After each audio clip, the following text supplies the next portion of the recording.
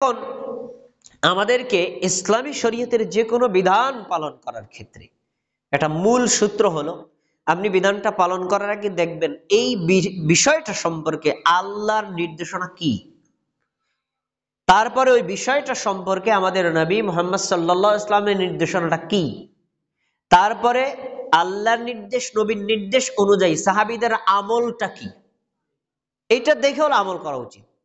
তা আসুন আমরা তাহলে কোরআন থেকে নির্দেশনা নেই যে শবে বরাত সম্পর্কে কোরআনের নির্দেশটা কি।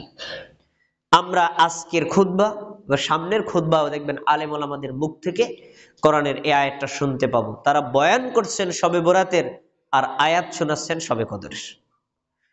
কি আল্লাহ তাআলা সূরা দুখানের 1 থেকে 5 নম্বর আয়াত কি বলছেন, ওই আয়াতটাই আপনাদেরকে পড়ে শোনাবেন। আল্লাহ বলছেন হামিম। হামিম এটা হলো বিচ্ছিন্ন দুইটা বর্ণ, যার অর্থ আল্লাহ ভালো জানেন। ওয়াল কিতাবিল মুবিন, প্রকাশ্য কিতাবের শপথ। প্রকাশ্য কিতাব কি? কোরআন। আচ্ছা, 2 নম্বর আয়াত গেল। 3 নম্বর, ইন্না আনজালনাহু ফি লাইলাতিন মুবারাকাহ, নিশ্চয়ই আমি ওই প্রকাশ্য কিতাব কোরআন অবতীর্ণ করেছি মুবারক রাতে। ইন্না কুন্না মুনজিরিন, নিশ্চয়ই আমি হলাম ভয় প্রদর্শনকারী। আমি মানুষকে জাহান্নামের ভয় দেখাই যাতে মানুষ নেক আমলের দিকে ফিরে আসে। পরে এখন ওই রাতের বর্ণনা দিচ্ছি, ফিহা ইউফরাকু কুল্লু আমরিন হাকিম, ওইটা এমন একটা রাত যে রাতে প্রত্যেকটা বিষয়ের স্থির সিদ্ধান্ত নেওয়া হয়। মানে এই লাইলাতুল কদর থেকে আগামী লাইলাতুল কদর পর্যন্ত 1 বছরে আদম সন্তানের তাদের কর্ম পুনর্বিন্যাস করা হয়। আর স্থায়ী বিন্যাস তো মানুষ সৃষ্টির 50,000 বছর আগেই করা হয়েছে। আচ্ছা, তাহলে বোঝা যায় তাকদীর লেখা হয়। আচ্ছা, পরে আমরাম মিন ইনদিনা ইন্না কুন্না মুরসিলিন, নিশ্চয়ই ওই রাতে আমার নির্দেশে ফেরেশতারা জমিনে অবতীর্ণ হন। ওই প্রেরিত ফেরেশতারা আমার নির্দেশে তাকদীর লিপিবদ্ধ করেন। 5টা আয়াত আপনাদের সামনে পড়ে শোনালাম সূরাতুদ দুখানের। এই 5টি আয়াতের মধ্যে 3 নম্বর আয়াতটা আমাদের সমাজের আলেমরা বলতে চায় যে এই আয়াতটা হলো শবে বরাতের আয়াত। আসেন তো আয়াতটা কি? আয়াতটা হলো ইন্না আনজালনাহু ফি লাইলাতিন মুবারাকা, নিশ্চয়ই আমি কোরআন নাজিল করেছি মুবারক রাতে। এখন ওনারা বলেন এই যে মুবারক রাত আছে না, এই মুবারক রাতই হলো শবে বরাতের রাত। আচ্ছা, এই মুবারক রাত দ্বারা যে শবে বরাতের রাত নাকি শবে কদরের রাত, এই ব্যাখ্যাটা আমি করলে হবে না, আপনি করলেও হবে না, বরং এই ব্যাখ্যাটা নিতে হবে আল্লাহর বাণী কোরআন থেকে।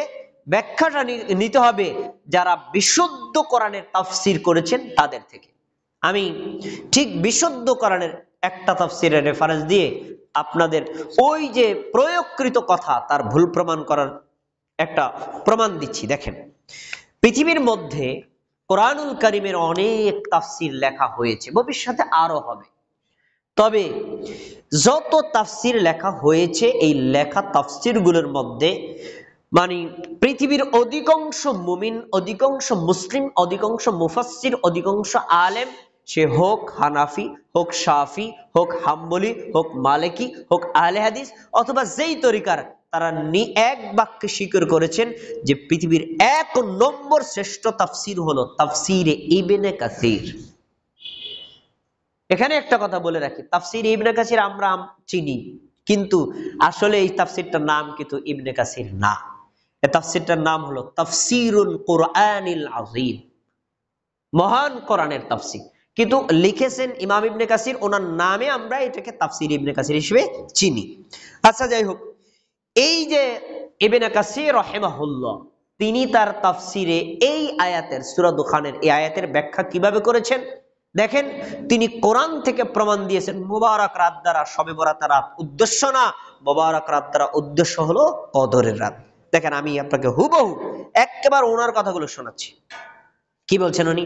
তিনি বলছেন ইয়াকুলু তাআলা মুখবিরান আনিল কুরআনিল আযীম, মহান আল্লাহ মহান কোরআনের সংবাদ দিতে গিয়ে বলেছেন, কি বলেছেন? ইন্নাহু আনজালাহু ফি লাইলাতিন মুবারাকা, আল্লাহ কোরআন নাজিল করেছেন মোবারক রাতে। সূরা দুখার 3 নম্বর আয়াত দ্বারা কি বুঝায়? কি আল্লাহ কোরআন নাজিল কোন রাতে? মোবারক রাতে। এখন দেখেন কি বলছেন, ওয়াহিয়া লাইলাতুল কদর, ওই মোবারক রাতটাই হলো কদরের রাত। তাহলে উনি কি মোবারক রাত দ্বারা কি শবে বরাতের রাত উদ্দেশ্য করেছেন না কদরের রাত? আচ্ছা, এখন উনি যে শবে বরাতের অর্থ না করে শবে কদরের অর্থ করলেন, ওনার কথাটা সত্য না মিথ্যা? ইনি এটা কোরআন থেকে প্রমাণ দিয়েছেন। প্রমাণটা কি দেখেন, কামা ক্বালা তাআলা, যেমন আল্লাহ তাআলা বলেছেন কি, ইন্না আনজালনাহু ফি লাইলাতিল কদর, নিশ্চয়ই আমি কোরআন নাজিল করেছি কদরের রাতে। সূরা কদর 1 নম্বর আয়াত। আচ্ছা, এখন দুইটা আয়াত একত্র করেন। সূরা দুখানের 3 নম্বর আয়াতে বলা হয়েছে আমি নাজিল করেছি মোবারক রাতে, আর সূরা কদরের 1 নম্বর আয়াতে বলেছেন আমি নাজিল করেছি কদরের রাতে। তাহলে একটা রাতের কয়টা নাম হয়ে গেল? দুইটা নাম, কদর আর মোবারক। তার মানে রাত এক, নামটা দুই। রাত এক, বৈশিষ্ট্য দুই। আচ্ছা, এখন উনি আবার আরেকটা আয়াত দিচ্ছেন। কোন আয়াত? দেখেন সূরাতুল বাকারার 185 নম্বর আয়াত আল্লাহ কি বলছেন, ওয়াকানা যালিকা ফি শাহরি রমাদান, ওই যে কদরের রাত, ওই যে মোবারক রাত, এই রাতটা হলো রমাদান মাসের মধ্যে। আল্লাহ বলেছেন কি, শাহরু রমাদানাল্লাযী উনজিলা ফীহিল কুরআন, রমাদান মাস হলো এমন একটা মাস যা আমি যেই মাসের মধ্যে আমি কোরআন নাজিল করেছি। তিনটা আয়াত এবার একত্র করেন, দেখবেন ব্যাখ্যা আপনার কাছে স্পষ্ট যে মোবারক রাত দ্বারা উদ্দেশ্য কি। দেখেন, আচ্ছা আল্লাহ বললেন আমি কোরআন নাজিল করছি রমজান মাসের মধ্যে। আচ্ছা, শবে বরাত কি রমজান মাসের মধ্যে না বাইরে? তাইলে বাদ পড়ে গেল, কোরআন নাজিল হয়েছে কোন মাসে? রমজান মাসের মধ্যে। আচ্ছা, এরপরে বলেছেন আমি নাজিল করেছি কদরের রাতে। এখন কদর কি রমজানের মধ্যে না বাইরে? মধ্যে। আবার বলেছেন আমি নাজিল করেছি মোবারক রাতে, তাহলে মোবারক রাত আর ওইখানে বললো কদরের রাত, এই রাত দুটা কি ভিতরে না বাইরে? ভিতরে। তাহলে কোরআনের আয়াত তিনটা একত্র করলে স্পষ্ট বোঝা যায় যে মোবারক রাত দ্বারা উদ্দেশ্য লাইলাতুন নিসফি মিন শাবান, শবে বরাতের রাত নয়, উদ্দেশ্য হলো কদরের রাত। আমি এতক্ষণ কি বুঝাইছি আপনাদেরকে জানেন? বুঝাইছি যেই আয়াতটা শবে বরাতের প্রমাণ হিসেবে পেশ করা হয়, প্রকৃতপক্ষে তা শবে বরাতের আয়াত নয়, বরং সেটা হলো কদরের আয়াত। আচ্ছা, এখন কোরআনুল কারিমে মোট ৬,২৩৬টি আয়াত আছে।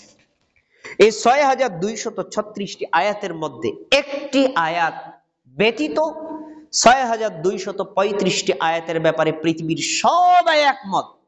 কোথাও এই ৬,২৩৫টা আয়াতের মধ্যে লাইলাতুল নিসফি মিন শাবানের কোনো কথা নাই, শবে বরাতের কোনো কথা নাই। একটা আয়াতের কথা আমাদের দেশের আলেমরা ভুল বুঝে কদরের আয়াতকে বলে দেন কিসের? শবে বরাতের আয়াত হিসেবে। এইটার ব্যাখ্যা আমি তাফসিরে ইবনে কাসির থেকে দিলাম।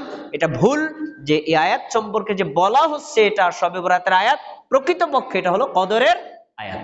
আচ্ছা, এখন আমরা এক বাক্যে বলবো কোরআনের এ to Z, top to bottom, শুরু থেকে শেষ কোন জায়গাতে আল্লাহ লাইলাতুন নিসফি মিন শাবান সম্পর্কে কোনো কথা বলেননি। বুঝতে পারছেন? তাহলে কোরআনের কোথাও শবে বরাতের কোনো বক্তব্য, কোনো নির্দেশনা, কোনো নিয়ম, কোনো কথা, কোনো তথ্য কোথাও নাই। এই যে কোরআনে কোনো জায়গাতে নাই, এটাই প্রমাণিত হয় যে শবে বরাত আসলে ইসলামী শরীয়তের গুরুত্বপূর্ণ কোনো বিষয় না।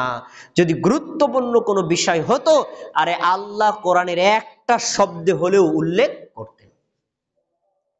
গেল কোরআন। এবার আমরা যাব হাদিস থেকে। হাদিসে কোন জায়গাতে, কোন কোন কিতাবে, কোন কোন